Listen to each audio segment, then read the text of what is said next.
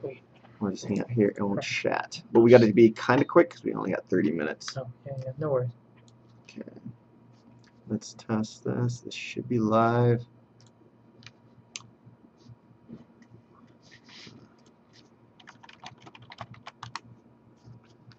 Okay, give this a second and it should catch up. I think we are live. Hey, what's up, guys? Welcome to the live show. Today is May 13th. We have a special guest, Greg Wong, who's going to be joining us. Just so you guys, this is not the start of the official live show. The live show will be starting in 25 minutes. So if you guys are watching this on YouTube, skip 25 minutes later and the live show is actually going to start. What I'm doing right now is I'm answering a lot of questions and doing shout outs for people that we get. If you guys are not friends with me on my work Facebook page, add me, which is going to be Airsoft GI Space Dan. A couple hours before the live show each Tuesday, I'll make a post saying comment with any questions you guys have or any shout outs you guys want me to do. Just because there's so many questions and so many answers, we can't do it all in that 1 hour time period. So in order to try to answer your guys' questions and do the shout outs, we've been jumping on about 30 minutes early just to get that out of the way. But the normal show will start in about an hour. So Greg is going to help me with this. He's going to be jumping on and off the show while me and Bob do our thing. Okay, we are live officially, so good. I did not say all that in May. If that wasn't live, that was going to be kind of a pain. The pre-show Q&A. Yeah, so why don't we do these shout-outs and we'll alternate. So first shout-out is going to be for a team. This is Commando Cobra, so shout-out to you. This, Greg, if you want to take that one. We have Kronos Airsoft. Shout out. Shout out to you guys. Shout out to another Airsoft team, Detachment 336. I think that's kind of a cool name. That sounds like a 501st Legion or something. That sounds official. That sounds kind of cool. So shout out. There you go. Next one. This MDK. Murder, Death, Kill. Shout out to you, MDK 187. Too that's much funny. Demolition Man, man. Is that where it's from? That's where it's from. I haven't seen that movie. That's the. It's classic, man. Who's Sylvester Stallone. Yep. Got it. One of these days, I'll go watch that. Shout out. This is a pretty cool name. His name is Daniel Graves. Shout out to you. I think I shouted you out last week, so I have a feeling that's going to be a trend. Craig, you want to hit the next one? Let's see. King of Playboy. Yeah, must be Hugh Hefner's buddy or something. I thought that was funny, so I gave it to Greg. Oh, that one's yours. That one's yours. This next shout out is to another Airsoft team called the Blackhawks. So I like that whenever I play video games, my call sign or whatever the name is always Blackhawk, which is not because of the movie, because like we played Insurgency and Battlefield and stuff, it's always like Blackhawk. It's because of, did you ever play the old school Mech Warriors? A little bit. Like I'm talking like old. Like, yeah, like computers were terrible back then. Yeah, where it was like just above 8-bit. There was a Mech Warrior called the Blackhawk, which was like the smallest but the fastest that I absolutely loved. Run in there, exactly. Big mechs and get out of there. Which exactly, because like the mechs are always about like big, powerful, and slow. So I really like the fast one. So that was kind of cool. Kind of goes with my theme, I guess. Get in there, mess them up, and get out. Exactly. So next shout out is going to be for an event. The event's called Blast Camp, and they're hosting their event. It's going to be the Wounded Warrior. Yeah, it's a Wounded Warrior charity event with over 1,200 people. So hopefully that event goes well for you guys. Shout out for Blast Camp. That's a big event. 1,200 people is a lot of people. That's a lot of people to shoot at. Like I don't even carry that many BBs on me for like a Milsim event or something like that. At least in my mags. Next shout out. You want to take that one, Greg? Task Force 113. Cool name. I like that. TF 113. And the last shout out for the day is going to be Killzone Airsoft. So shout out to you guys as well. We'll be doing more shout outs later in the show if we can. But once again, if you guys want shout outs or have questions, look for my Facebook post, usually a couple hours on Tuesday before the show. So now we got questions for the next few minutes. And yeah, let me do that, and then you guys can hit me up as well. I'm just going to log on to mine, so if you guys have questions. Bob is also in the house. He will be joining us in about 20 minutes after we cover these questions. Okay, so question number one is from Lucian. Lucian, you are awesome. You know who you are. I'm sad you're not making it to OpRec. Wish you were going to be there, but for OpRec 4, you better make it. The question is, Lucian bought an Elite Force 140. Are you taking a selfie? Yeah. Wait, just time out. We're taking a... It wouldn't write. My memory card. No, if we're going to take a selfie, Greg's taking a selfie during the live show. My memory card's not working, so it's like... That's a bummer. That was going to be like a live show selfie. Stop. Let me take a selfie. that just happened. Anyway, Yeah, fail. the question was from Lucian was he just bought an Elite Force a 140 round mid cap magazine a few days ago. It's a really tight fit in his gun, and it feeds only about 2 BBs for every 9 to 10 shots. But for other people, they work okay. And his question is, did he just get a lemon box? When it comes to misfeeding magazines, it's really tricky because it could be a couple different things causing the misfeed. It could be the magazine, it could be the gun, it could be the hop up, it could be the barrel, it could be the bucking. So take care of the mags too. Take care of the mags. The first thing I usually do, disassemble and like stretch, clean the mag, clean the spring, or just even before that is when it comes to troubleshooting. The first thing I do is process of elimination. If you have a gun that's working well, what I would recommend, Lucian, is take that magazine and put it into another gun that you know feeds well, and see if then the gun misfeeds as well. If the gun misfeeds as well, both guns are misfeeding by process of elimination, it would most likely be the magazine. So then you know your magazine's the problem or it's not the problem. If the other gun feeds well and the magazine's working fine in gun number 2, then you know the problem's the gun. Then you can try to diagnose it's the hop up, it's the barrel, it's the bucking, stuff like that. It's impossible for us to tell, but Lucian, I'd say try that first, and then we'll tell you right away if the magazines are lemons or not.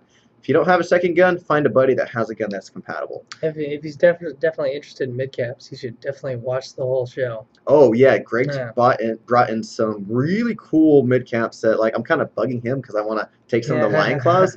But they're really cool PTS mags that are coming out, so we'll show you guys that later on in the show, so stick around. Next question is from Aiden. He's asking if there's any news on the New York store, and that is classified. Can't say anything yet. Upset. Juan is asking, would you rather go with a PTS Mega Arms MKM or a custom KWA LM4 PTR? And which one of those gas guns is more upgradable performance-wise? And since I've read that the Mega Arms has a lot of proprietary parts. Both of those guns do come from, they're both internally the same. There are some external differences, and then Greg, I'm glad you're here because you work with the Mega Arms. Personally, I'd go with the Mega Arms because I really like the upper and lower receiver. I really like the Mega Arms trigger. That thing's super nice. So cool. In terms of upgradability, internally, it's going to be the same. It's about the same. Because it's the same. Externally, that's the only difference where the LM4 would be more upgradable with different rail systems and whatnot. I would personally go with the Mega Arms. In my opinion, the Mega Arms, especially if you're into all the modern shooting accessories that are out there, it already has a nice low pro, pretty good lane key mod on there, and the whole idea was to kind of give you something out of the box that is good to go. It's really good to go. Like, to be honest, most people were building their LM4s to kind of be like what the MKM is, and the fact that you get for practically the same price point of what the original PTS LM4 is, it's ridiculous. I mean, a great body, and they're coming out with some tools too if you want to work on your MKM as well, more with the external body and the rails and stuff like that. But overall, I would choose the MKM. I think it's pretty awesome. More or less like that. If I had another LM4 to build, I would be trying to build it like the MKM. But definitely a lot of options. If you like different rails out there, then maybe go with the regular LM4. But if you're digging the key mod rails and the nice slick, and they're actually pretty lightweight, then go with the Mega Arms.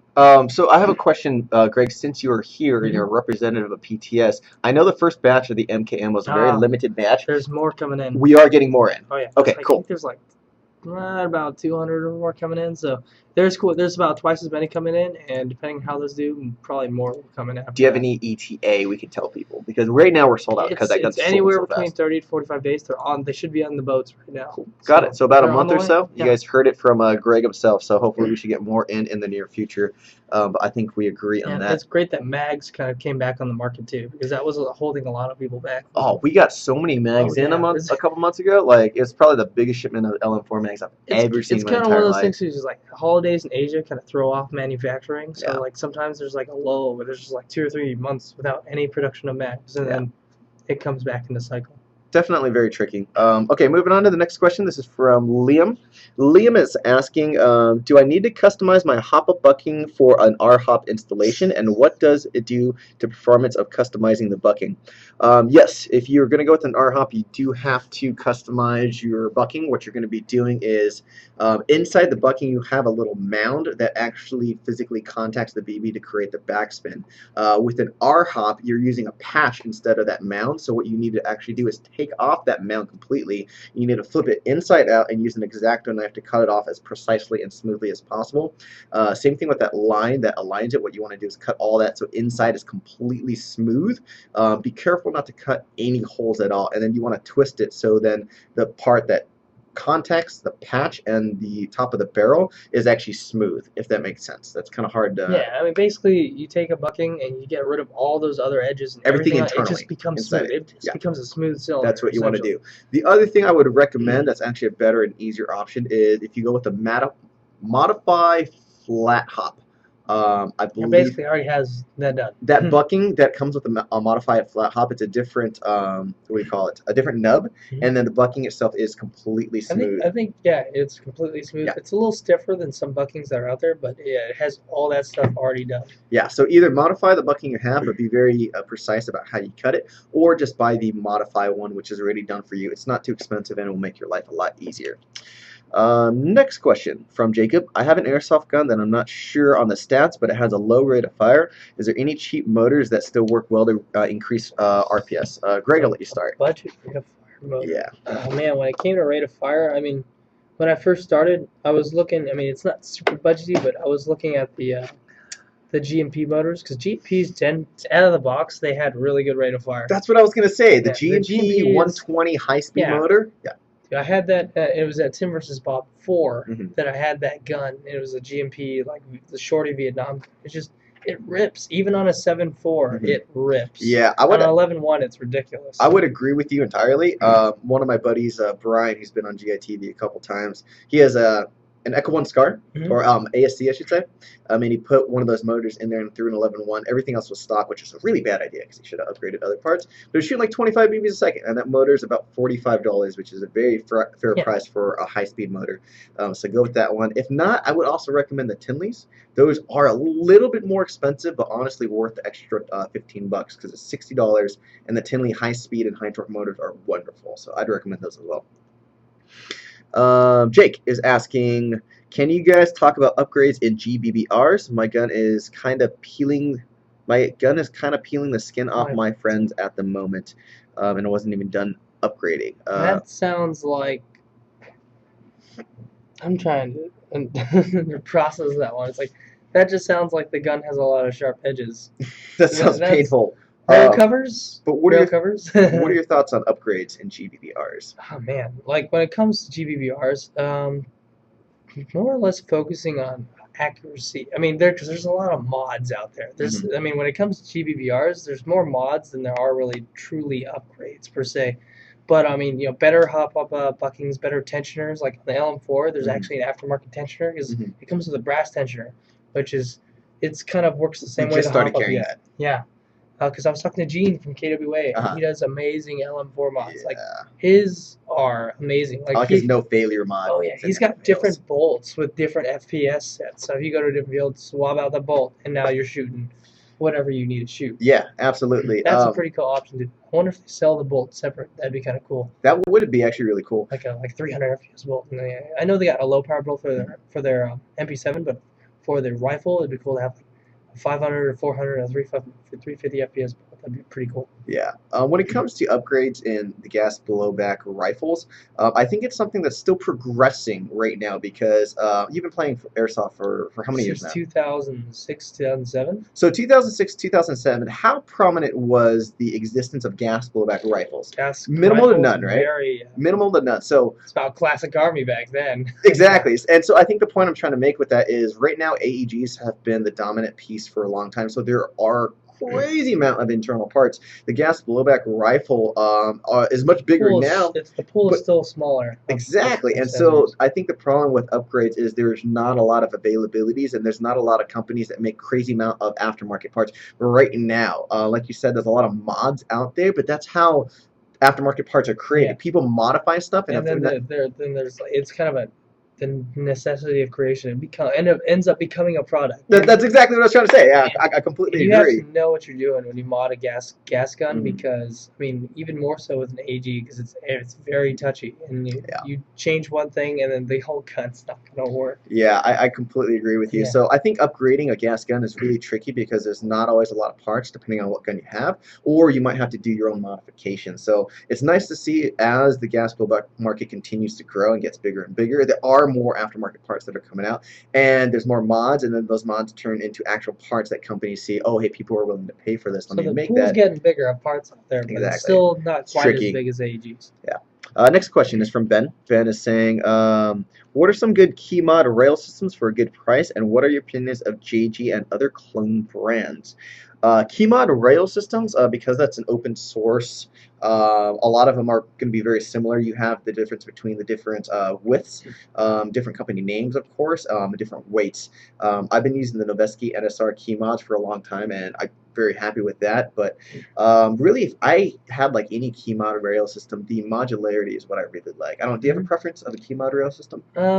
I mean, the one that's on the Mega Arms I actually really like. It's just part of it too is that when you get a key mod rail, make sure it's actually key mod because Mm-hmm. sometimes they just look like they're key mod. Yeah. What makes a key mod is the bevel on the inside of the rail. Without that bevel, it just looks like key mod. It's not functional key mod. But key mod's great because when you have nothing on it, it's nice, it's slick, it's smooth. But there's more and more accessories coming out for key mod, and it's just definitely kind of the king of customization when it comes to rails. I mean, Yeah. all the like I think the Mega Arms is like there's like different degrees that you can mount things on. Yeah, It's go it's not just very at the 12, yeah 9, 6, and the 3 o'clock position, but it's at like the I guess in between the 2 and the 3. it's So like an octagon octagon, basically. that's the Yeah, best way to describe octagonal it, design. for sure. And then what's your opinion of JG clone brands? People have different opinions about them just because, Starter gun. I think that's the big point that I'd like to make about clone guns, or the inexpensive. I say inexpensive, but the starter guns is like they allow new players to get into airsoft And have for. some level of compatibility. Like Ex- they can win a fight I with feel them. like we're in sync. Yeah. Like you're like finishing my Well, yeah. sentences. Yeah. Um, yeah, when we started playing airsoft, back in the day, you'd have to drop $300-$400 just to start playing, which is Yeah. crazy. Now you have, like Lancer Tactical, JG, and other companies.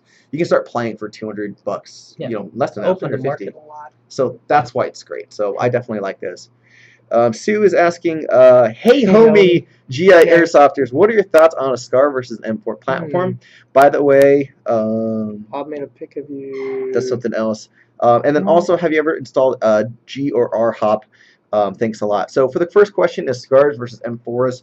I love customizing my guns, so I'm an M4 fan. SCARs are cool, and I would be happy to use one if I had one, but I don't like that you can't change out the stock or the rail system. So that's my thought on that. I will say I'm actually certified on the real SCAR with when it comes to armor tech and everything.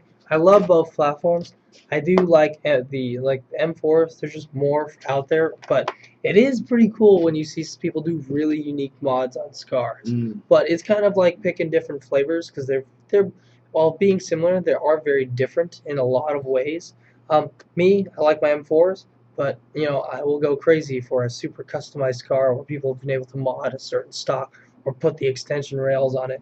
So I mean, there's not as a big pool for accessories for the Scar in terms of aftermarket accessories, but seeing customized cars are pretty dang cool. So you can't really lose with either one, but M4s you have more of a selection. Yeah, I would definitely stick with the M4 mainly because I am personally indecisive. Mhm. So like my M4 KWA SR5, I eventually turned that into my DMR. So it went Yeah, from like this to that, yeah. So I like having the ability to change it out. Both are definitely good options. The next question is, have you ever installed an R-hop or a G-hop? G-hop. When I found out about an R-hop, I got obsessed with it and did about, I'd say, 6 hours of research and reading on multiple forums and stuff like that. And then I tried to create and install one for another 8 hours, not in one day. This is over like a week or so, and I failed miserably. So it was so tricky and so precise that I couldn't do it. There's a lot of finesse and there's a lot of skill involved. I Yeah. haven't personally done it, but I mean that's just kind of shows the amazing amount of research that players have done themselves to try to improve the performance of Yeah. the current products that are out there. But like I said, I haven't done it. He's attempted to it, but Failed. definitely something you want to do your research on and definitely get opinions from your buddies people who've done it, and see how you can do it yourself. There's a learning curve, but it's just like riding a bike. First time you go on it, you might mess up, but if you continue doing it, continue trying, eventually you're gonna get it right, and eventually, if you keep doing it, you'll get good. Yeah. So that's definitely really tricky to do. If not, I'd recommend have a tech do it. If you guys have a local tech, or if you want to send it into us, something we can do. Our techs have done hundreds of our hop upgrades, so we are very proficient at it.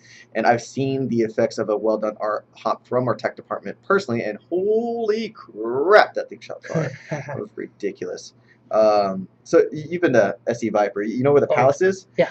This gun that Spencer upgraded one of our techs with an R-Hop, it shot from the back of palace to the back tower at the two-story building, I think hotel. Hotel, yeah. Yeah. Wow. Like it was insane. That's pretty good. That's range. Yeah, like it was range. Back of the palace. It was crazy. Like he's like super comfy back there. It was nuts. Don't worry about anything. All right, next question. Edwin is asking, when will GI be getting a restock on G-code holsters specifically for the KWA HK45? G-code is, when it comes to our shipments, because G-code works with real military and law enforcement, they get priority over the shipments that they get in, so sometimes our orders get back. So we don't have an ETA on it at the moment, but we are trying to get those back in, so hopefully soon for you.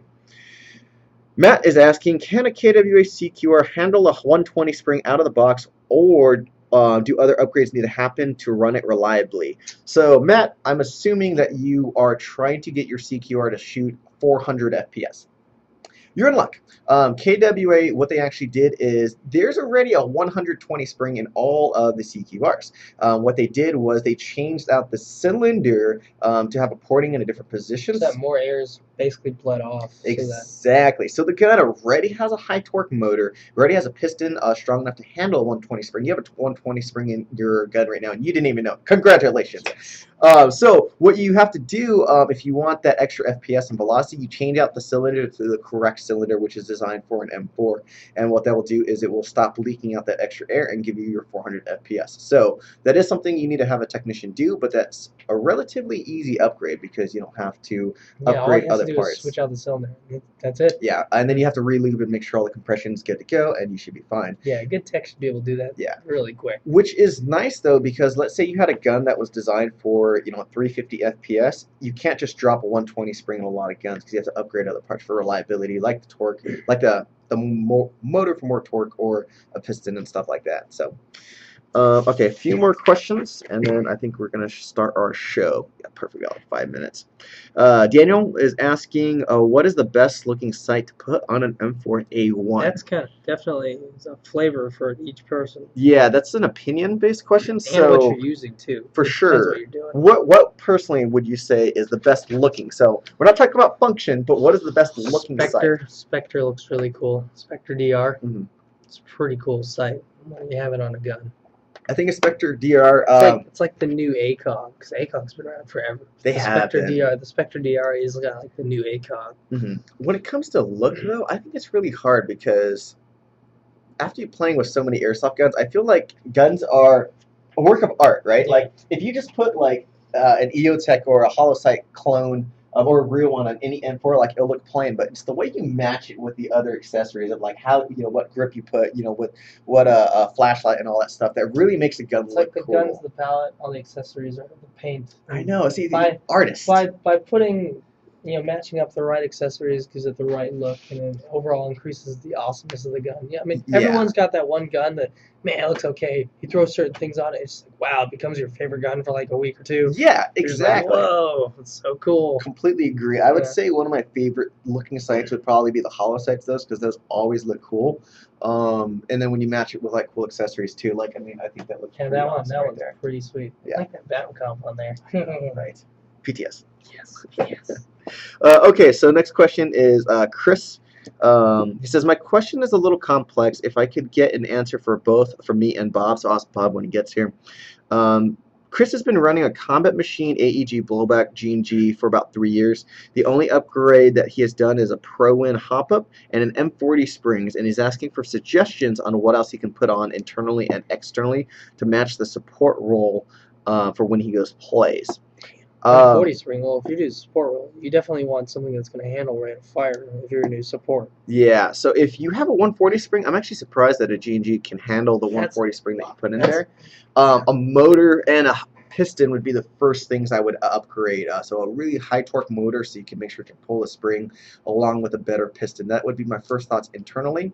Externally, if you're going for that support role, I'd say like a solid red dot, maybe even if you can go with like the Vism, a variable zoom scope, it will zoom in from like 1.1 to 4, so it acts as almost kind of like a quick scope slash magnified zoom. It gives you flexibility. So if you're fighting close, if you're fighting long, if you're covering in advance, like if your guys are advancing on the enemy and you want to cover them, and you just kind of want a better view of what's going on, you switch up the magnification. You can clear see as day where the enemy positions are and eliminate them and cover your buddies. Yeah, that's what I would recommend for you, Chris. Anthony is asking, what is your dream gun from any movie or game? A dream gun? From the Fifth Element, that gun where like you shoot the target once and it just like makes the bullets like the everything gun. Yeah, so that'd be great if you could do that and your BBs like always hit your target no matter what. That would be really cool. That gun's really bulky, but Man, for I'm that kind trying of firepower. Think of a dream gun, man. Man, I want the Halo, like any kind of Halo gun. Did you see the Spartan laser that this guy made? Yeah, I shared that video because the guy made. I think I got it from you then. He made like a functioning Spartan laser that had the whole thing like went up and sound everything. effects, lights, so cool. and then it was just a stream hose of BBs came out and people died. I gotcha. Okay, so I think we have a few more questions that we're going to save for a little bit later in the show. But Bob is in the house, so we're going to get started with our normal show. And then Greg's going to join us back in a few minutes. And then let me scoot over. I think we're right here. But Bob, somebody wanted your opinion, and I'm going to read this while Bob gets things ready. But what would your opinion be, Bob, on upgrading a G&G combat machine internally and externally? The only thing that this customer has done so far is a Pro-Win hop-up and an M140 spring. He wanted your thoughts on that. Internal and external upgrades. I mean, I would say, like, if you were honestly going to upgrade the externals, you might as well save your money up just to get, I guess, like a more mid-level gun, because you'd be doing a lot of, I would just say, like, metal bodies do cost a pretty penny. If you are going to be spending that extra money, why not just increase your inventory instead of just, you know, working on one gun? But that's me, because I like having, like, multiple options and multiple choices. But, I mean, I think combat machines are actually pretty solidly built externally, besides the fact they have polymer bodies. They are very solid guns. So I mean, internals definitely there's some work to be done. I'm always a big fan of the Miracle barrels. Why is this not going in? Yeah, what did he say he already had in there? He has a G&G combat machine with the pneumatic blowback, and so he has that already, and he has a Pro-Win hop-up and an M140 spring. Wow. And he was just asking for other upgrades that we might recommend for him. Well, I mean, I would say definitely like getting some external accessories like a flashlight. I mean, I used to be a big fan of red dots. Sorry, I left my water somewhere. I'm going to set that down. Huh. Oh, thank you. Gotcha. Okay, Bob is almost ready to join us, but in the meanwhile, let me answer one more question. This is from Matthew. He's asking, has anyone at Airsoft GI served in the military or is currently serving?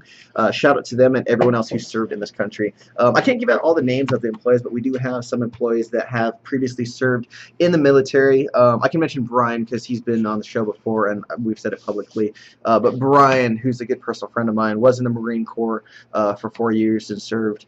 And yeah, we're very grateful for all the men and women that have served, that continue to serve. And we do military discount.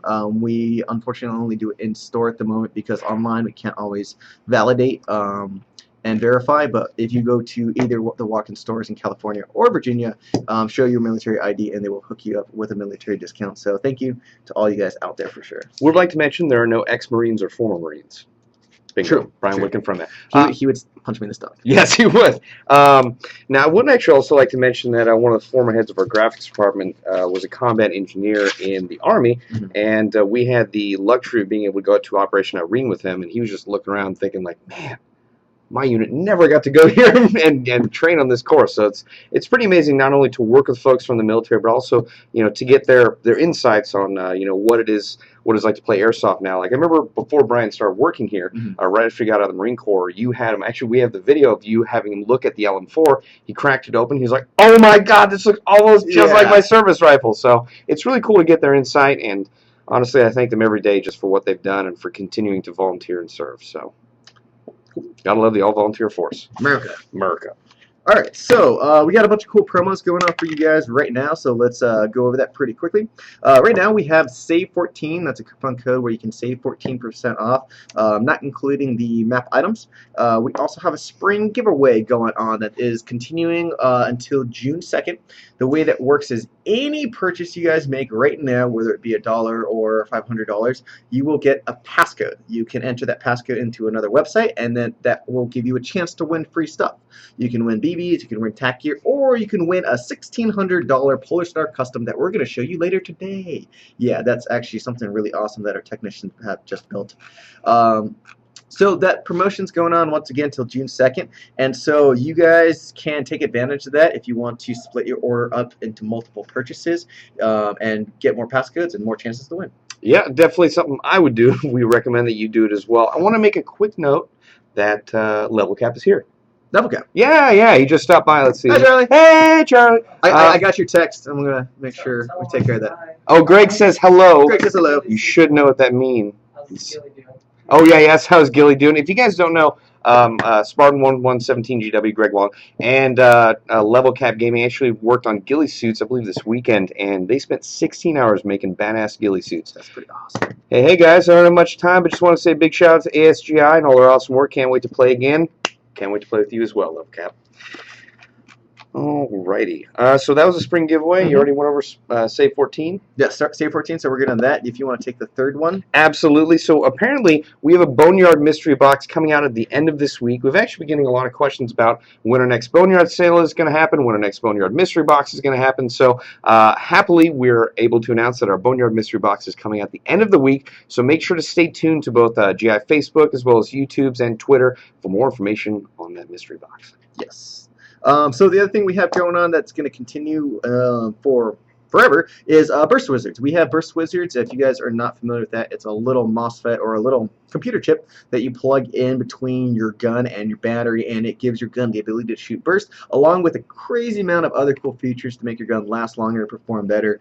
They usually retail for about $40, but if there's any gun that you guys are about to buy that's compatible with it, you get the option to pick up the Burst Wizard for only $20. So that's a great choice that pretty much any gun that will fit that little chip, which is actually hundreds of guns that we carry, you can make it shoot burst, which is something that in the past, we just didn't have the option of without having a tech go in and do like crazy upgrades and taking it apart and stuff like that. So this is nice that you can just plug and play. You're good to go. Now I believe that option is open for or is available for over 300 plus guns on our website. And I believe there's even a little drag down tab that you can just click on that and it will add it to your order with that gun.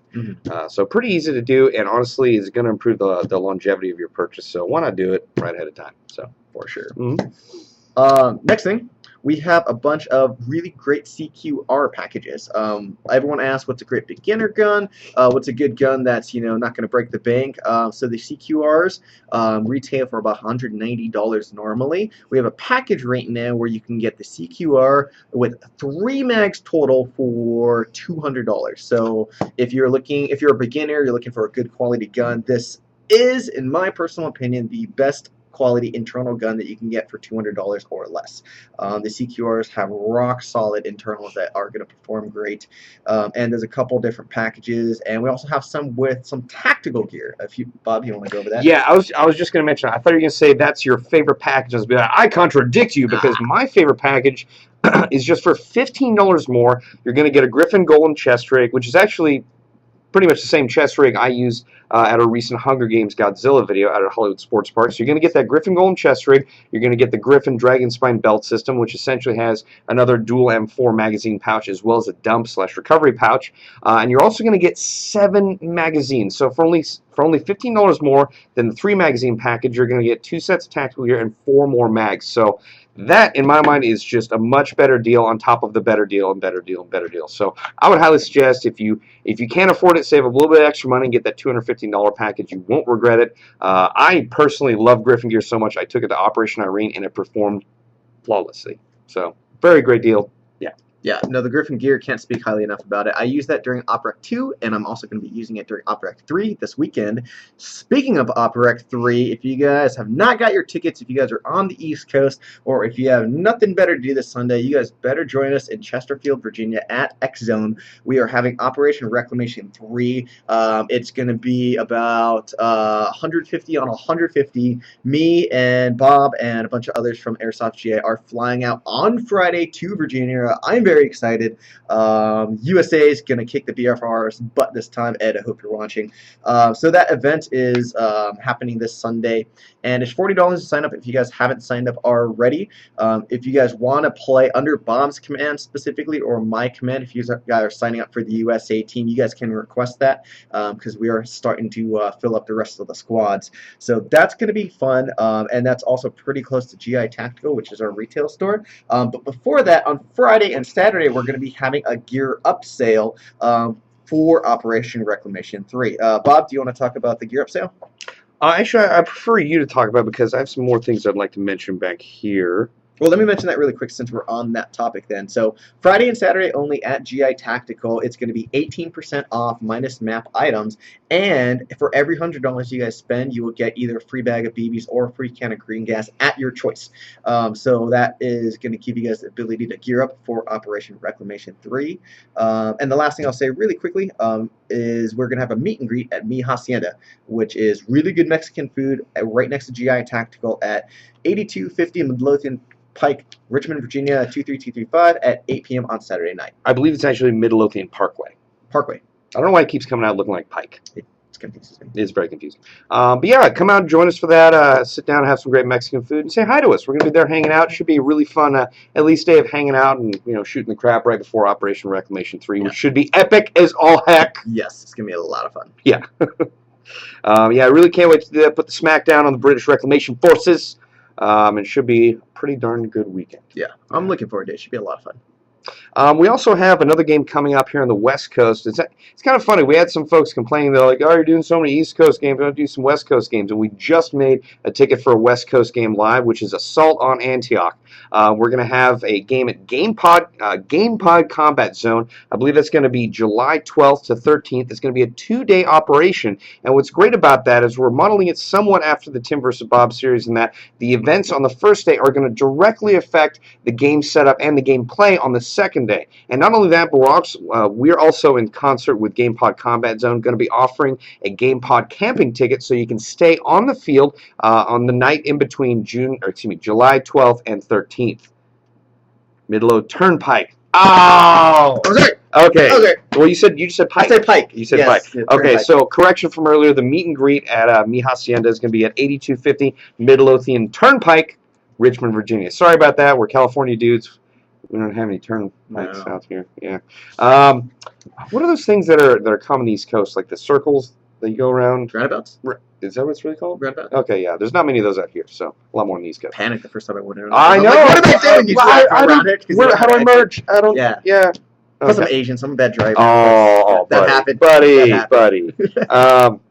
So yeah, Assault on Antioch should be really fun. We're going to be bringing out some new, we're going to be making use of new items that GamePod Combat Zone has available. Specifically, we're going to be attempting to use their towed artillery, which should be badass. We're also going to be having, I will be commanding one side. Hopefully you will be there being my XO. Yes. Highly acceptable. Now the other side, the north side, which will be wearing all green gear, they're going to be commanded by 2 classified individuals, which we are not making note of just yet. We'll actually release their names in a video that is soon to come, but I will guarantee that you know them from the interwebs. That's all I'm going to say about that. But it should be a really fun game, and I guarantee you will like the folks who will be commanding the other side. They're awesome individuals, people who I respect and highly approve of. All right. So make sure to check out those tickets on airsoftgi.com. And actually, one more note is the fact that if you want to go to both games, take advantage of the deal we're offering, because I believe the tickets are $50 a piece, but if you buy them together, it's going to be about $10 off. So instead of $100, it's going to be $90. So if you know you want to go to both, make sure to get that 2-ticket deal to save yourself a little bit of money. Did you mention the camping that they're doing too? Yes, okay. Yes. That camping ticket is available on airsoftgi.com. I believe that's $20, and that is going to include, obviously, your overnight stay at Game Pod Combat Zone. It's also going to include a dinner the night after the first game, so that'll be July 12th, as well as breakfast on the morning of the second day game, which is going to be July 13th. Now, what's great about that is, it's going to allow you to save some money on hotel rooms as well as food, because we noticed that's one of the bigger costs on going out to a 2-day operation is paying for lodging, paying for food, and also this is going to give you the chance to hang out, meet some more people, make some new friends. It's going to be really fun, and whoever gets to camp out on the airsoft field.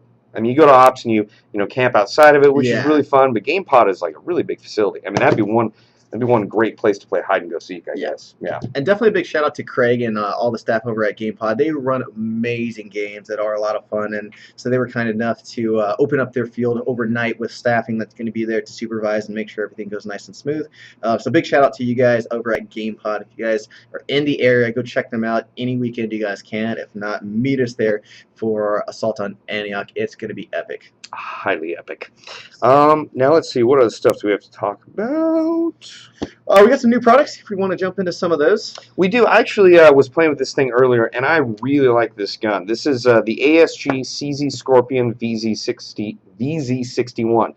This is an electric pistol. Normally, I'm not really a fan of electric pistols, but this one actually, for a compact package, performs really well. It comes with a battery and charger, and it's going to be in this pistol grip. It is full metal with the exception of the pistol grip, so it's got a very solid feel to it. I really like that you can actually extend the stock just by flipping it. Awesome. Pretty cool. Now, if you guys have seen Captain America, the Winter Soldier, you'll notice that the Winter Soldier is actually carrying one of these on his back, which is dope. And this holds 58 rounds, really fun gun. And my favorite part is how affordable it is. It's $85.95. I think it's $85.95, maybe $89.95. Now, for a lot of folks that may not be affordable enough to buy right away, but for an electric pistol that performs really well, it's great for CQB, that is a really good price. So I'm a big fan of this thing. Hopefully I can add one to my inventory very soon. Your thoughts?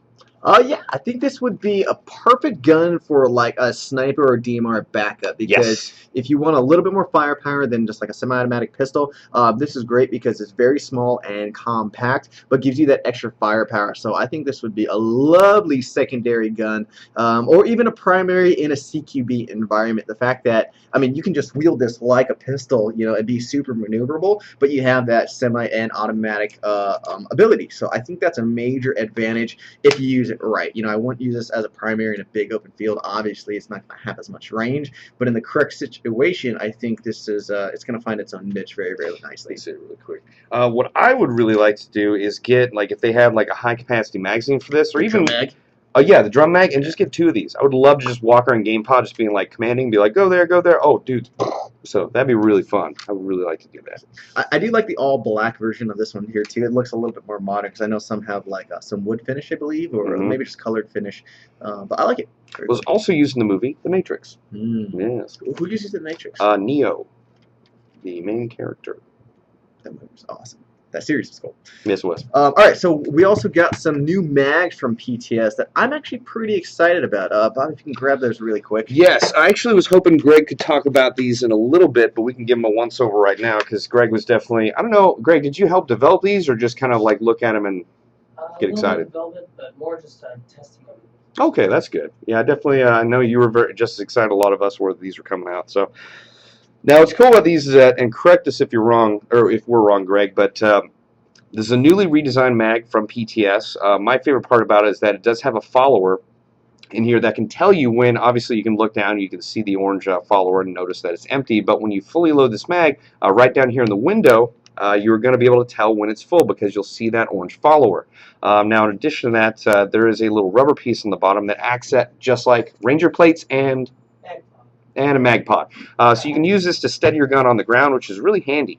And is actually the last time I used one of these, it came in very handy at was an SC Viper. So I think these are going to be some cool mags that have a lot of great features built into them. So, for example, that Greg, what did you call this at the bottom? Marking locations? I call it like a marking matrix, but it allows Marking you matrix. to mark the mags or kind of identify them. You can do bigger numbers or letters. I use that to actually number 1 through however many mags that I have. So on that mag, that would count as mag 1, and on this one, this would be mag. Let me get that. This Mag would be, 2 no, this or would actually be mag mag 5. Yeah. So you guys can mark it however you want, but I think that's a nice feature. Also, a big thing to note is these are 150 round mid caps, so it's definitely a bigger mid cap compared to the 120. But Greg will jump on the show in a few minutes and give you guys a lot more details Wait, on them. I just want to say one more thing, because I know Greg's going to say it, so I want to get to it first. We actually just tested this out, and by we, I mean Greg and Mark. Tested this out on Mark's guns, which are known for really high rate of fire. He had a 35, a VFC SCAR or a SCAR that fired 35 rounds a second, and then another M4 style gun that fired 40 rounds a second, and these fed flawlessly. So we're going to put that video out on Uncut and hopefully on Facebook tomorrow. But I was very impressed because that's one of the big problems that I've always had with some of my mid-cap mags, because most of them are over 6 years old, and they don't feed very well, but these feed flawlessly. So I was very impressed. Thank you for bringing these in, Greg. So Mark approves. So if Mark approves, that's high regards. Yeah. In my mind. Actually, it was really funny. Mark was telling me, he's like, yeah, my gun spiked. The rate of fire went up halfway through, so it even got higher, What? which is really weird. So I've never heard of that happening. Very, very cool. Indeed. Oh, and obviously black and tan. You guys didn't see that. Okay, so what else do we got? We have the Amoeba Stubby. We do have the Amoeba Stubby right here. Let me grab this guy. Nice. Mm-hmm. So this is going to be the Amoeba Stubby. Last week we talked about a bunch of different Amoeba guns that are coming in. These are going to be OEM'd by Ares. These are kind of Ares, I would say, what's what I'm looking for. Budget line, affordable line, where these are going to be priced around the 200 price point or less. But what's nice about them is internally you have that all-metal gearbox with the trigger switch. So when you pull the trigger, it's actually you hear a little definitive click that's very crisp and nice to shoot. And you have a quick spring change feature inside. So it's a lot of technology that's been around for a long time that's being put into more and more guns. And then what's nice is a lot of those small features have traditionally been put in like very high-end guns that are $300-$400, but now they're starting to get more and more into affordable guns like this. This is naturally going to be the CQB variant that's very compact with a 4-inch Royal system. Not going to come with all these accessories, but this gives you an idea of how cool it could look. I wonder if how this is going to... Aha! That's nice. I like that. No, cool. What's cool about this, and I'm sure Greg will reiterate this when he comes on, is that they were designing these mags to fit into a wide variety of airsoft guns, and I believe specifically into the 416 style of airsoft guns. So these fit quite a few different ones, which is definitely going to work in its favor when it comes out to market. Yeah, that's a really cool gun. I got to say, the Amoeba series are really solid guns, pretty affordable, and the fact that they come with the electronic trigger system and the fire control unit is pretty awesome. You know what we should do to really test out these mags? Is we should do the mag flip test. See if we can boomerang it around cover and hit our opponent in the head from 20 feet away. If you guys haven't seen that video, that's amazing. That was. It's a video from, I forget, what's that YouTube channel?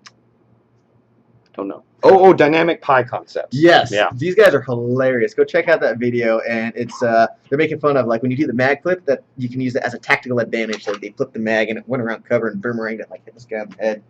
That was great. I thought it was actually funny that they were actually speaking in gibberish and dubbing English over it. So they're like, get over there, but it was really fun to watch. So very good video. Check out Dynamic Pi Concepts. And really quick shout out to New Zealand. Thank you for watching from New Zealand, Mr. Clone for you. Good to see you here. Do you want to go through some shout outs and some quick questions? Actually, someone was asking a question about these mags I want to answer real quick. Someone was asking, I believe, when are these coming to market? Can you buy them in single or packs? And how much are they going to cost? Greg! They should be coming to market next month. They'll be coming in singles, more or less like the current Gen M2 PMags. Okay, so if you guys didn't hear Greg, they should be coming out next month, and they'll be coming out in singles. Do you have an estimated price? Estimated anywhere between 24 and 28.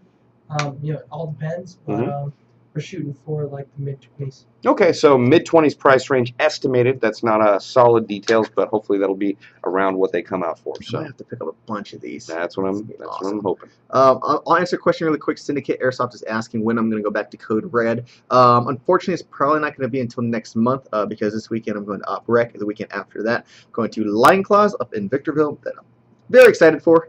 So maybe next month. I know you guys have that the Milsim scenario games every third Saturday, so I'm thinking I'm going to try to make it out to that because last time was a lot of fun. Really quickly, someone was asking if we were going to be out for, I think it's the Jericho 6th birthday at Jericho Airsoft. I do not believe either of us will be there. Dark Sheep Airsoft is asking for a shout out, so shout out. Dark Sheep Airsoft, shout out, approved. Also, Remix Tactical, shout out, approved. Gotcha. Greg, are these shirts going to be for sale? Oh, good question. They're thinking about it. Yeah, they're thinking about it. So, somebody's asking where you guys can get one of these shirts. Greg, I want to say thank you for providing these shirts for us. So maybe that's something PTS might want to think about is selling these Yeah, shirts. I know. These are We're pretty bringing popular. some to Broken Home and a couple other ops. Sounds good. All right, so we mentioned before that we've been doing the spring giveaway for a while now, and it's continuing until June 2nd. Aaron, the tech manager here at Airsoft GI, has been busy making a new custom gun for that spring giveaway. Now, to kind of preface this, Aaron built a gun similar to this a while ago for the marketing department, and it's known as Josh's Polar Star Custom DMR. And that thing was based off a G&G SR25, super big, long, crazy sniper rifle that is polar starred with an organ barrel that is RHOP that shoots crazy, crazy far away when he took it to Upper Irene. And so, if I could do this. Yeah, can you remember how they opened this last time? Oh, we have a box, but we're not going to be able to open it, so this is a teaser. So for the spring giveaway, Aaron has created. Actually, I've never opened this before, so I don't know how this works. This is really embarrassing. Hold on, I got it. Aaron has created a Polar Star custom based on that. I don't got it, so I don't know how to open it. That we'll show you guys once we decide, once we figure out how to open up the box. But this Polar Star custom is based off SR25, and it is valued at about $1,600 and comes with everything that you need. So this gun is going to outrange almost, I don't want to say anything out there because that's not true, but it's going to outrange majority of all AEGs because it's going to be super, super epic. So once again, the way you guys get a chance to win this gun is for any order you make online, you'll get a passcode. That passcode is going to give you a chance to win. So let's see if we can open up this box now. Just push and pull, right? There you go. Also, since the toolbar is hidden on here, Aaron says check your Skype. It's on. Check my Skype, okay. Aaron is talking to me, apparently.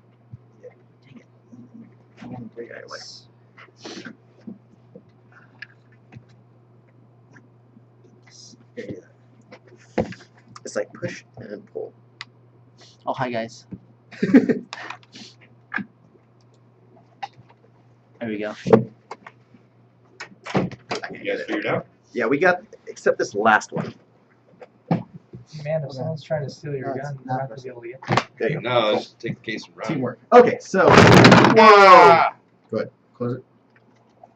This is the custom after much fuss. This is going to be based off, I believe it's a G&G SR25, and then it's going to have, which rail system is this? We have the. That is a 13-inch Geisley rail.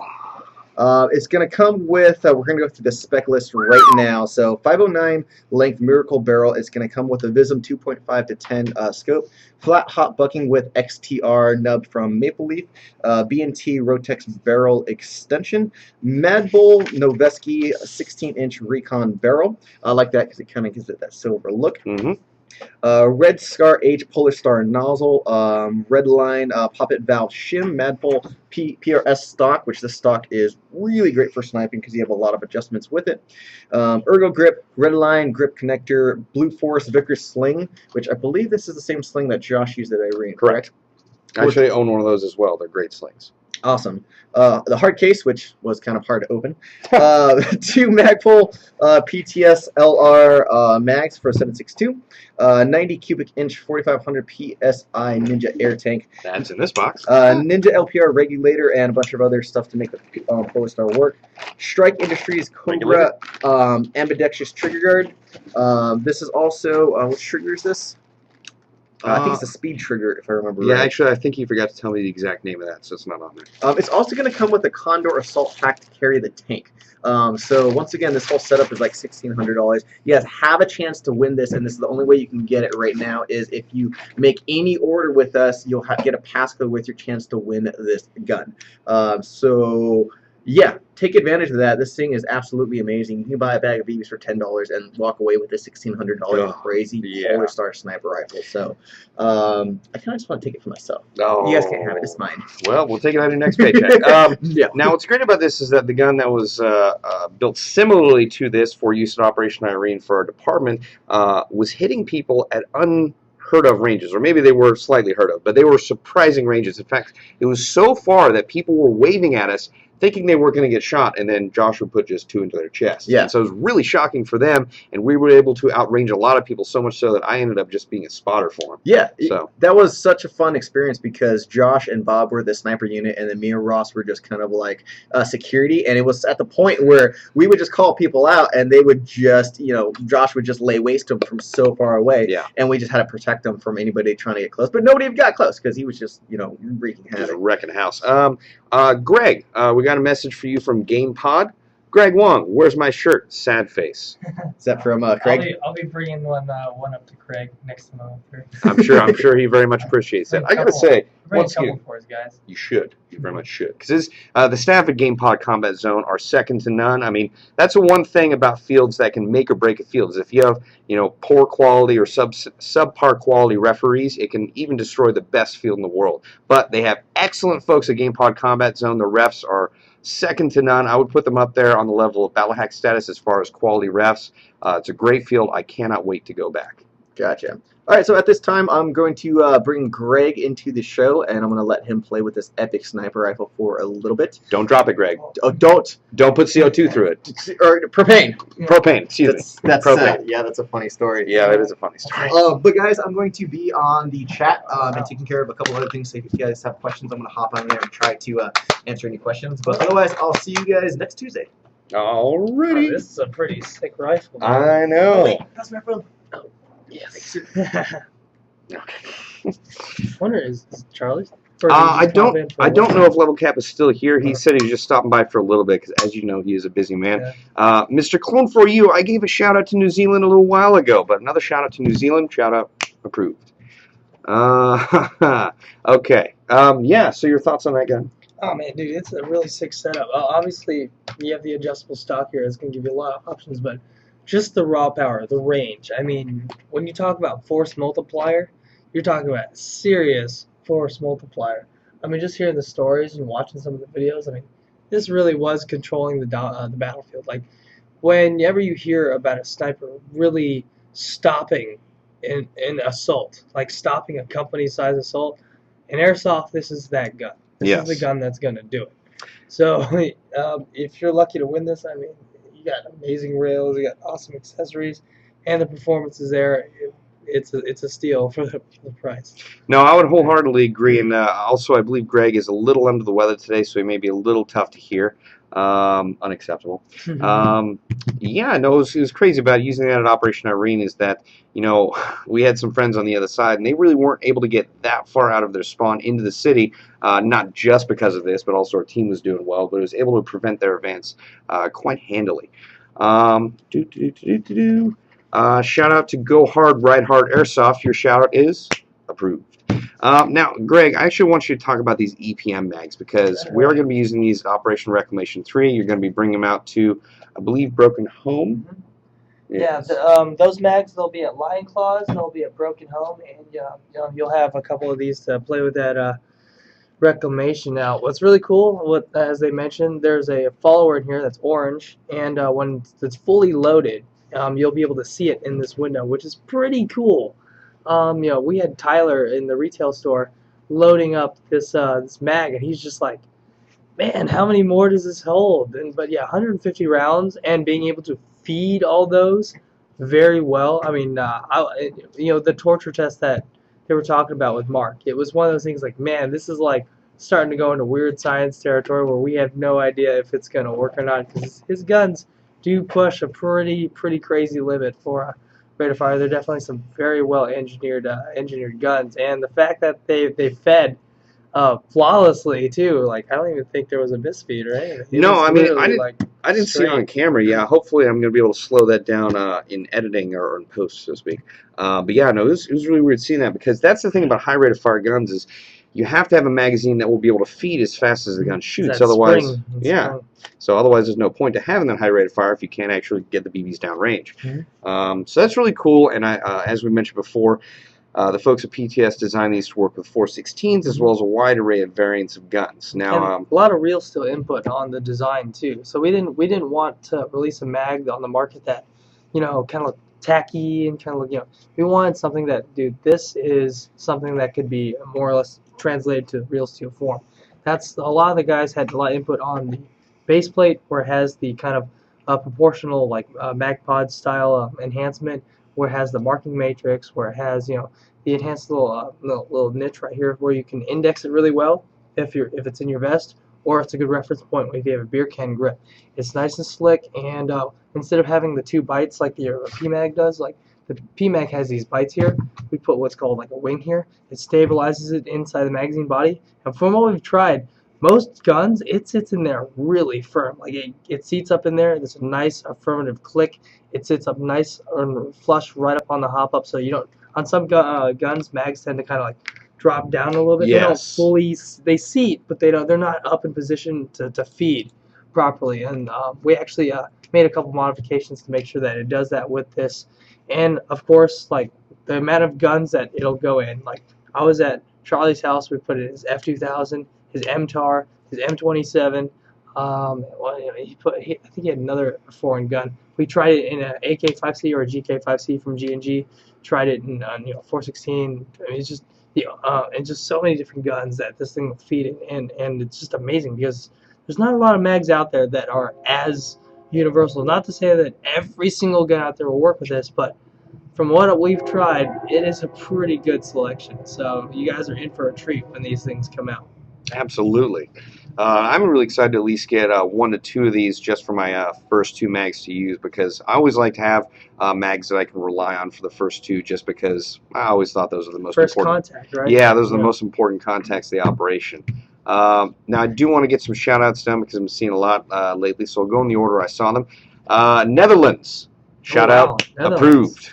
Baltimore, shout out, approved. All Canadian Airsofters, your shout out has been approved. Texas, your shout out has been approved. We also have one that fellow wants a shout out directly from Greg. Let me see if I can find that. I thought. There it goes. Syndicate Airsoft, shout out, approved. Nice. All right. So that's really cool. I'm a big fan of PTS products. I recently actually got a PTS Go Gun gas pedal for my LM4. It's a really fun little feature to add onto a gun. It's another place to rest your thumb, or at least to steady your grip. I believe you use those as well, don't you? Mm-hmm. Yeah. PTS also makes Battle Comp, or at least Battle Comp licensed, compensators. And comps. I mean, there's a whole selection of them. And what's great is that a lot of people don't realize, like, people use different materials. We use the same materials, the real one. The only difference is it's not heat treated, and just a couple dimensions are off, so it'll fit on the gun. So the dang thing is built really well. I was actually surprised when they told me that, like, I was like, wow, this thing is made out of the same metal. No wonder it like looks so one-to-one because the texture, the visual texture of it, and everything, all the details, they're all there. And it's really high quality. And that's what we try to bring. We try to bring high quality replicas of what's out there to you guys. Also, by making theoretical products that work, that look good, and that have the quality that you expect from PTS as well. Mm-hmm. and the cool swag. Indeed. Yeah, these shirts are great, if I haven't already said it. Now, there's one other thing. Greg was recently working with Level Cap Gaming to make a ghillie suit. You Yeah. can bring that over. Yeah. So let's see. So you made one for yourself, Greg, and you also helped Level Cap make Right. his own. It was a pretty good grind. But yeah, he was really sharp. He picked it up, and because it was one of those things. I had like a demo base made that which became this suit, Mm-hmm. so that he can kind of see what we need to do. Because you have to, there's a couple different techniques out there, and we used a little bit of sewing and a little bit of shoe goo. Shoe goo is actually really good because it's like completely waterproof / resistant, and it's very pliable and it dries fairly fast. But once it dries, it's solid. And the idea is you take, I mean, you can get a BDU top like this, or any kind of combat uniform top, like this at Airsoft GI, and basically you cut like a square mesh in the back. You either glue or sew mesh in there so you can breathe, because without it, it's even going to be even worse because you're adding all this extra material. Then you can essentially attach a net to the suit, and that's going to be the base that you're going to put your jute on. The jute is essentially um, D-string burlap. I mean, it's still burlap, but in its form is kind of referred to as jute or bundles of jute. And that's where it becomes really important, because the natural jute has a certain texture. It reacts to light a certain way, reacts to water, and just the use and wear and the daylight a certain way, where it just has a very specific look, and that's why most guys will use real jute. And you can get synthetic jute. I've used it before, but even as synthetic jute wears, it's not exactly the same. But I was really proud of Level Cap. He picked it up very well. From a guy who's never, done anything in the ghillie suit kind of realm before, to building it 1-to-1, because we were building it right next to each other. It turned out really well. I think he was almost done with it. He only had a little bit left to do. And we're going to be testing him out as well. So keep an eye out for that video on his channel. It's going to be really impressive. And like I said, I was really proud of what he was able to accomplish. And he was having a lot of fun. Yeah, no, I'm really excited. Hopefully I'll be able to make it out to that game with you guys. I still need to build an arid or desert style ghillie suit myself, because all of mine are for forests. But I got to tell you, having a cutout in the center of this BDU blouse or BDU top is is so important you wouldn't believe it. I was actually, the first ghillie suit I made, I forgot to make that that square in the back, and it was very, very hot. At the time, I didn't know what heat exhaustion was, but I was living it. So it is really important to at least give yourself some ventilation when you make this ghillie suit. Hydrate. So important, because all this jute is definitely going to turn up the heat on yourself. What else to talk about as far as gilling up goes? I don't know what guns you guys are going to use for that. I'm using my M110, and he's going to get his DMR Polish Star. Nice. So, Nice. yeah, I'm using my Ares M110. It's a really cool rifle. Kind of still got that lone survivor kind of craze going on. So we're like, man, we're gonna go down to like Mr. Paintball or Team Therapist game. Team Therapist, great bunch of guys, and really awesome field. It's a very nice change of pace from kind of the very up close fields in here in LA. Because I come traditionally from the East Coast in terms of airsofting. That's where I've done most of my airsofting. So I'm used to the outdoor with the hunting and the stalking and maneuvering on the enemy and not having such a bottleneck per se. I mean, and that's one of the reasons why I love GamePod so much too, is because it's a CQB mount field. It's more of a mount field, but it's huge and there's a lot of avenues of approach. So, Mr. Paintball, a great field, outdoor field that gives you a lot of flexibility, and this is like the perfect suit to wear out there. Just this perfect colors out there, and definitely want to add a lot of vegetation on there, or dead vegetation on there, to give it a much more realistic look, because this is just the base. While some people think this is the full suit, this is just the base. You need a decent base of fairly lighter colors, and you're going to add the vegetation. That's what's really going to complete the ghillie suit, and it's going to really complete the look as well. It's going to be really awesome.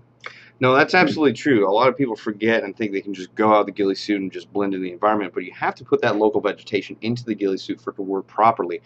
Usually you want to spend at least like 15 minutes to half an hour or even an hour just getting all the proper vegetation in, otherwise you're not going to match properly. There's nothing more rewarding than letting the enemy get close. They'll never see you. You kill them, or you kill them from afar, and they have no idea where you are, especially up close. My favorite part about using a ghillie suit is having someone look right at me. And it's like, so I know he's right, and I'm pretending on the camera, right he's somewhere. I don't know, and that always gets my heart pumping. Is like when they don't know you're there Yeah, and you're looking right at yeah. them. Yeah, it's Yeah, amazing. it's also important to camo up the gun too. So a lot of people Yes. forget about that, but you're gonna do a ghillie wrap, and covering up the black hole that is that scope makes a big difference. All right, some people are getting a little bit antsy about Nope. shout outs, Oh yeah. so let me get a shout out to Virginia. Oh yeah. Virginia, your shout out has been approved. VA. Yep. Hedgehog, your shout out has been approved. I already did a shout out to Canadian Airsofters, so I'm going to move on to some more. The Florida Airsoft Group just got their shout out approved. Let's see, any other one? Florida's got some pretty cool fields out there. Yes, Just they gotta watch do. out for them alligators. Man. Oh man. I definitely want to go play in Florida. I've met a fair few airsofters from there, and I've heard about quite a few fields. But Kronos Airsoft, you're getting your shout out approved. All right, let's move on to other stuff. All right, now what was some other stuff I was going to talk to you about? Did you see the vest? Oh yes. Okay, I'm so a fan of this, as you can see, a Cryptec hat. we got some LBT Oh, vests in two different types of Cryptech. Why don't you talk about this These are stuff? actually LBX. Well, it says LBT on them. Well, if you look on the side, it actually says LBX on the inside. Okay. Oh, you're right. I'm Yeah, just looking yeah. at the front end. So- Okay, my bad. What you're looking at is 20094s, very popular system. You know, the guys at LBX make some really great stuff for a really affordable price. And you know, the 0094 is a really great platform. These are, if you guys didn't know, the new 0094s are a little bit different than the original Project Honor ones, because the original Project Honor ones, because they made some newer Project Honor ones. They changed the size of the vest to fit a SAPI plate. As before, they would fit swimmer cut plates. So the original LBX Project Honor stuff was designed with more Navy SEAL input, which is why they have the swimmer's cut. These are more the traditional ESAPI cut. And that's one of the things I realized when I got my 0094 is that the shape was a little different. I was like, oh, well, it makes sense. ESAPI cut. Mm-hmm. So more acceptability. And I think there's repro plates in this specific one that you guys have. But it's great. You know, you have these 3 pouches up here with MOLLE, S&S Precision retention right here. Definitely really cool because they sit flush, and they sit perfectly on top of your mags when you actually have them there. Retain them real well. You can grip them with gloves very well.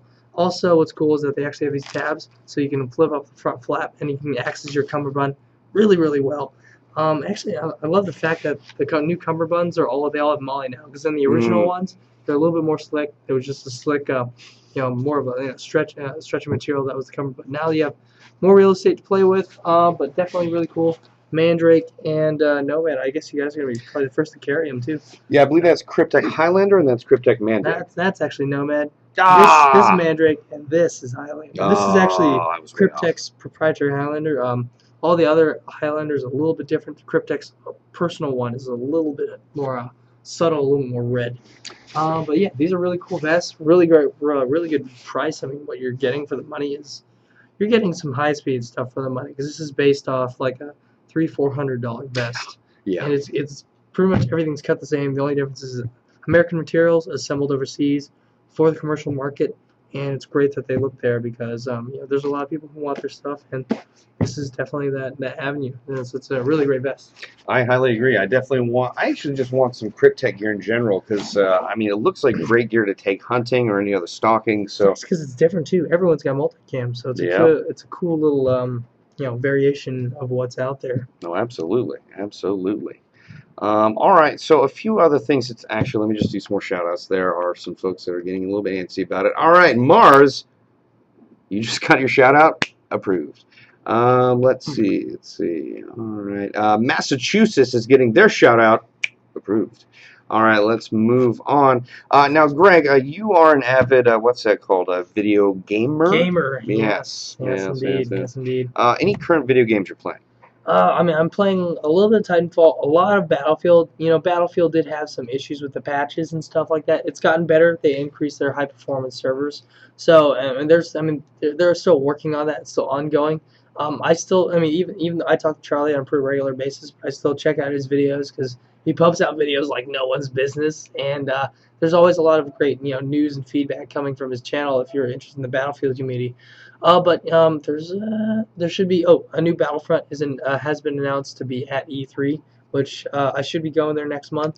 I'm checking it out. E3 is like the SHOT Show of video games. Someone or I'm as jealous. and vice versa. When I say SHOT Show is like the E3 of guns, but yeah, it's gonna be really great. A lot of new titles gonna be announced. The Division. But yeah, I talked to some of the guys at Red Storm. Like, hey, what's up? And they're always working on some great stuff in Ubisoft. So looking forward to the Division, Battlefield, new expansions. They've been teasing Dragon's Teeth. I've been talking to the global and the American community manager a lot. Just kind of stay in touch with the Battlefield community, which is great because ever since the Battlefield Showdown, I've been kind of a little bit more in touch with all the key Battlefield players that are out there. Yeah, playing a little bit of Titanfall, and playing a little bit of Insurgency whenever I get a chance with a lot of the guys. I actually just got on Yeah. Insurgency a little while ago, and it's been kind of. I mean, it's a much different game than Battlefield Oh, 4. yeah. I mean, obviously, Very big learning curve. It's yes. brutal. It's a brutal game, but it's awesome. It's awesome game. I had an epiphany the other night. I was actually playing with, I believe it was Desert Fox. I was playing with Airsoftology. Jonathan from Airsoftology was there. We actually had a lot of folks from the airsoft Oh, yeah. industry as well as the gaming There's industry. Airsoft world group people that play like Yeah. these games. It's pretty awesome. It was really fun though because like I'd only played twice, and I had been a while since I played, so I got back on there. I had no idea how to do anything, so I was getting almost 0 kills. Point and click. Yeah, and so actually Jonathan from Airsoftology was saying, "All right, Bob, now it's Q and E to lean left and right." I was like, "Shut up, you guy!" All right, thank you. That's a lot of help. But no, it's really fun because you don't get the hit marker like you do in Battlefield 4. Yeah, when you take someone down that game, if you do not visually see the pink mist and the body turn into a sandbag, then you're not 100% sure. Yeah. Especially if they're behind cover. But it makes the game a little bit more authentic. It's definitely really enhances the game of angles perspective of shooting of warfare. Because if someone's got the angle on you in that game, you are done. You are done. So you really got to watch your corners. I play it a little more aggressively, and I don't use as many tactics as I should. I think it was fun. I was playing with Jet, and I was on the other team, and I was like, man, I just want to troll Jet real bad. So I picked up the RPG, and I was like, I'm just gonna run up there as fast as I can and just blow up the first guy. And it was Jet, and he was like running. He's like, oh snap! I'm like, doosh! And I blew up Jet the Desert Fox away with the running RPG.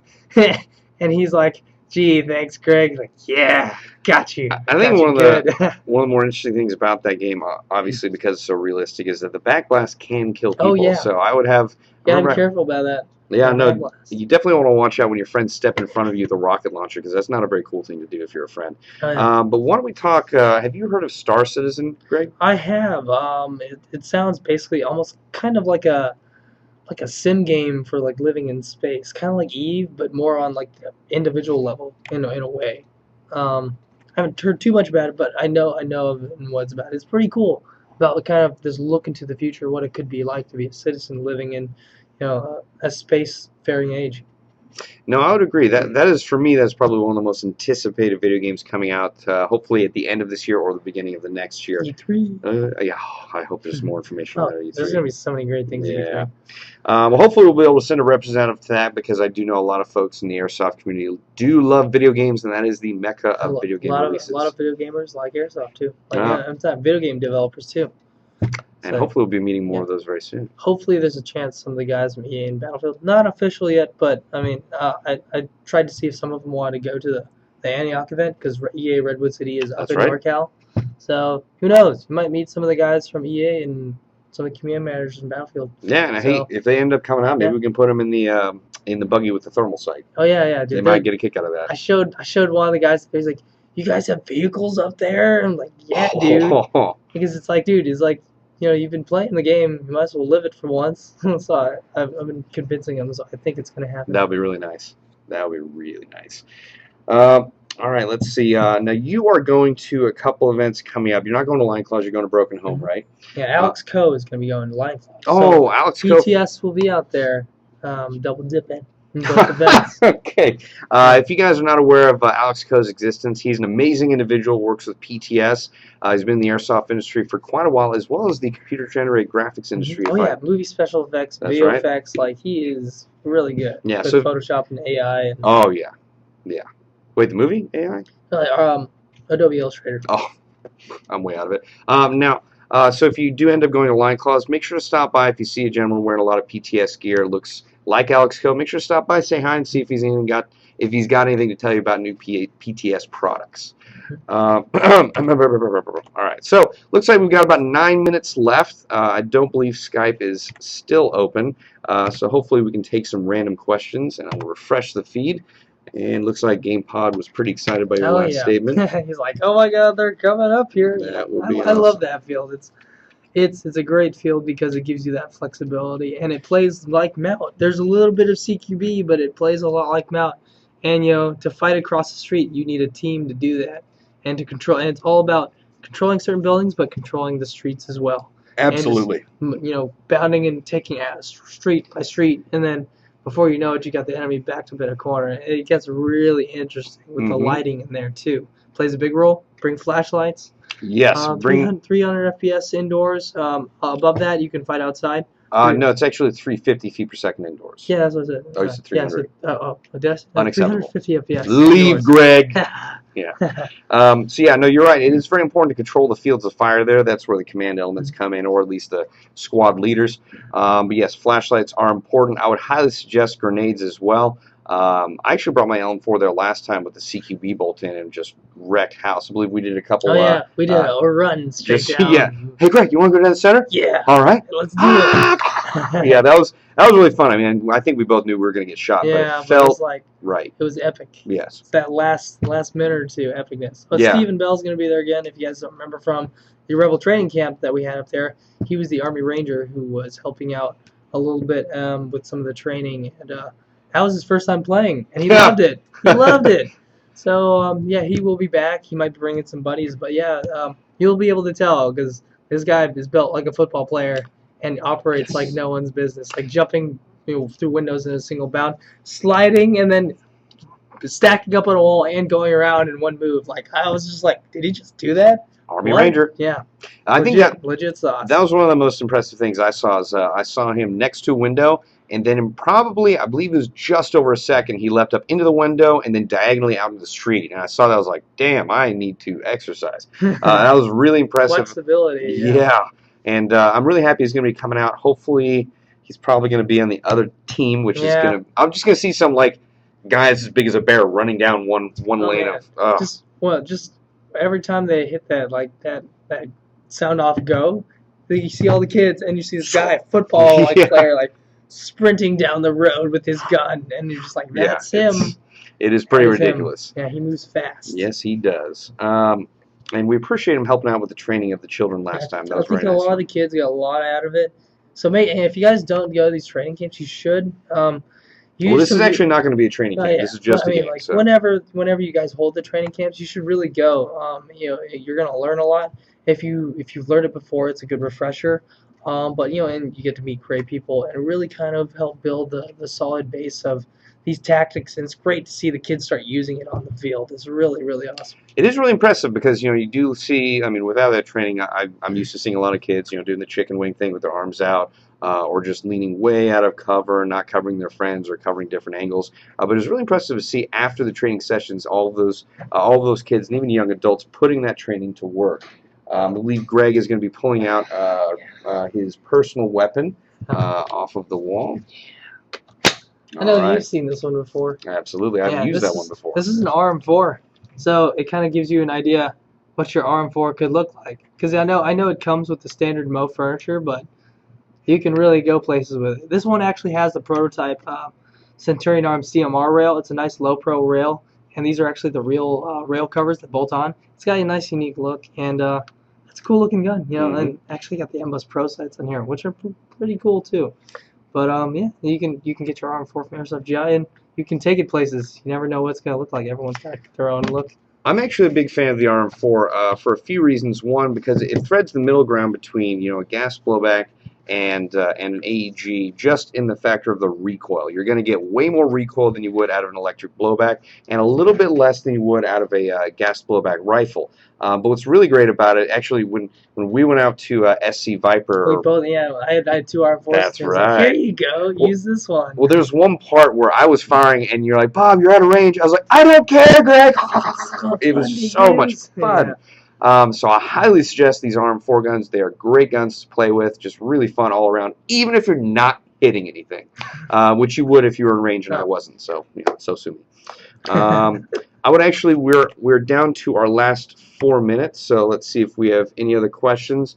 Now, Greg, have you had the chance to get your hands on this Amoeba Stubby?